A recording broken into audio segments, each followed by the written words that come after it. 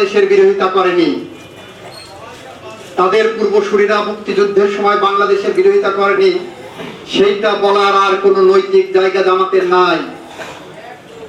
কেন নাই?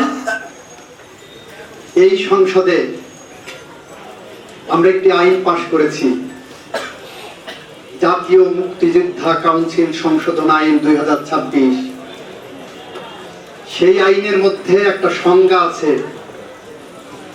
ধারা 2-10, 2 ধারা 10 উপধারা।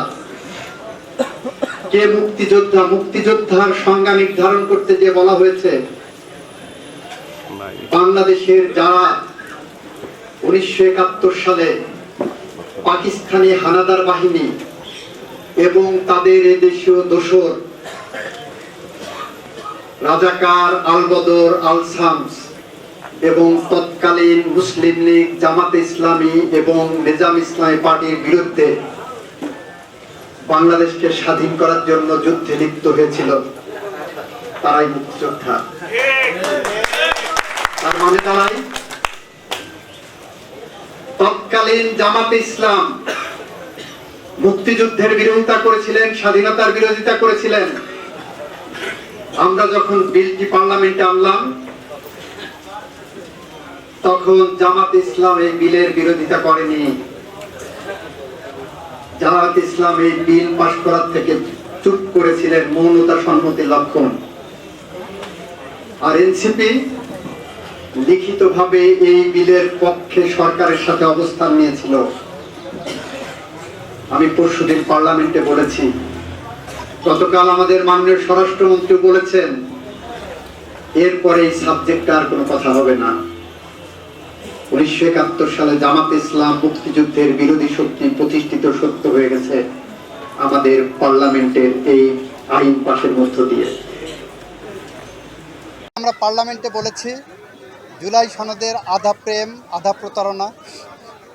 সেখানে জুলাই সনদ যদি বলেন, জুলাই সনদ বাস্তবায়নের জন্য যা যা করণীয় বিএনপি সব করবে, কিন্তু গণভোটের মধ্যে একটা অংশ প্রতারণার অংশ আছে, বিএনপি প্রতারণার অংশের সাথে নাই। জনাব আসাদুজ্জামান এমপি, জনাব আসাদুজ্জামান এমপি, সংসদ বিষয়ক মন্ত্রী, শ্রমিক সংগঠনটা, আমি ব্যক্তিগতভাবে মনে করি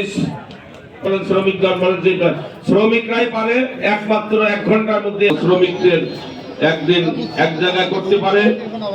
প্রোগ্রাম হয়েছে, যদি শ্রমিক দল মনে করে সব চাইতে ভালো, এখানে যারা এই বড় বড় গাড়ি চালান তাদের থেকে শুরু করে মনে করি যে শঙ্কুমার দলের অন্য সংগঠন, এখানে অন্য কেউ আমরা এই সব নিয়ে হাত ঘাটাঘাটি।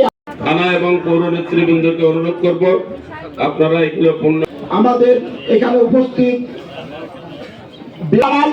আমরা প্রত্যেকটা লোক হিসেবে শ্রমিক হিসাবে কাজ করি, শোনাবেন আজকের দিন সম্বন্ধে। আমরা এতটুকু বলতে পারি এবং সেইভাবে যাতে সবাই আহ্বায়ক না থেকে দলের লোক বাড়াইটুকু লক্ষ্যে প্রত্যেকটা অঙ্গ সংগঠন যেন রহমান জিন্দাবাদ। সবাইকে ধন্যবাদ। আসসালামু আলাইকুম ওয়া রাহমাতুল্লাহ। আজকের এই আয়োজন করার জন্য, আজকে যেখানে নিযুক্ত আমাদের সকলের প্রিয় মানুষ, মঞ্চে উপবিষ্ট শৈলকুপা উপজেলা বিএনপির আমাদের এই মন্ত্রী মহোদয়, আমাদের মঞ্চে উপবিষ্ট সশ্রদ্ধ সালাম জানাই বিপ্লবক সেলিম রাজা ঠান্ডু সহ পৌর বিএনপির নেতা। আইন